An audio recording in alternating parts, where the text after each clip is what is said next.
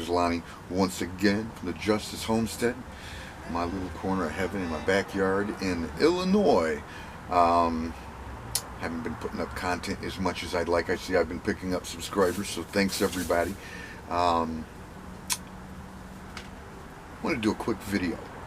There's a lot of footage that I shot that I wanted to use that I just couldn't use. It was just bad. It was grainy. I don't know what the deal was, but I mean, I'm just going to go ahead and talk you through it. It's going to be really simple, and it's going to be really cheap. So if you have a sick hen, she's dehydrated, she's not drinking water, like my baby girl. I almost lost her. I mean, I actually, when I brought her in and separated her, I slept with her on the floor for the first night or two, just to make sure, you know, if anything happened that I was going to be there. Because, man, I mean, I don't know what it was, but she stopped drinking. And after about a day and a half, I started looking up YouTube videos, and I saw people using IVs. Don't do that. Don't do that. And it's somebody, you got to know a vet, and then they got to be willing to hook you up. It's just, you know, I mean, that's just, there's no value in that. It's bad information. It was interesting to watch, but it was just a dumb idea. What do you do in a pinch? You know what I mean? I've seen people use the syringe without the needle, but you know, you draw it up and then you pull down on the wattles after wrapping them like a burrito, and then you try to get it into their mouth. But I don't know how that goes for you, but I could handle my baby any way I want. But it took me 20 minutes to get in a half a teaspoon, and that's not enough to keep them alive. You have about a day or two, maybe 3 if you're lucky. You know what I mean? And then they're gone.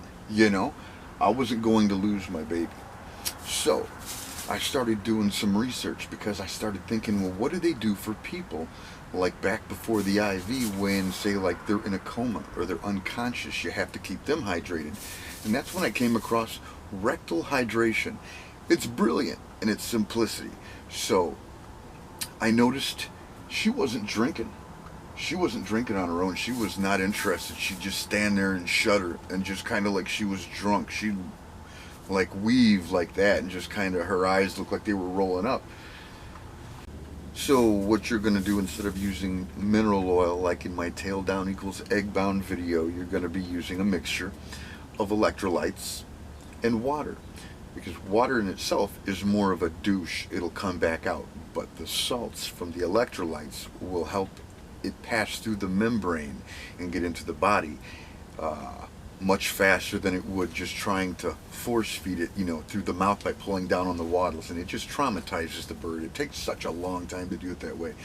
This is a nice little blast. I'd say about a half a cup. I mean, I almost lost her. I'm looking at her right now. Maybe she'll come up for a visit. Baby girl.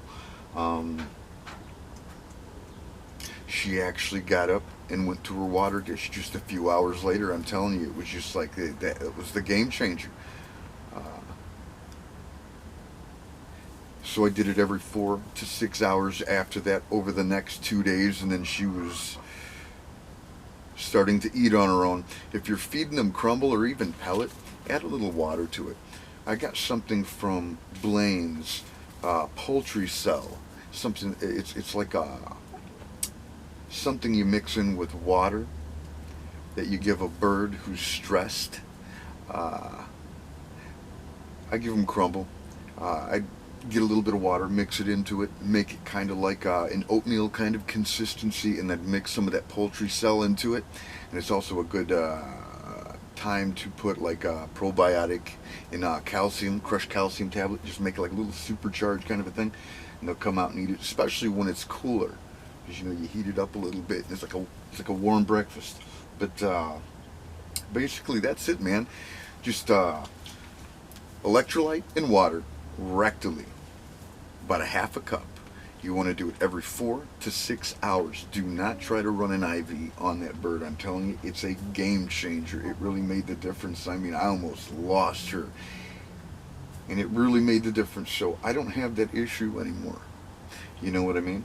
So instead of going into unnecessary detail behind the science of how rectal hydration works, all you need to know in a pinch is that when you have a hen that's sick and is not drinking, you have about 2-3 days, if you're lucky, get one of these, get some electrolytes, mix it kind of rich, half cup, rectally, every 4 to 6 hours.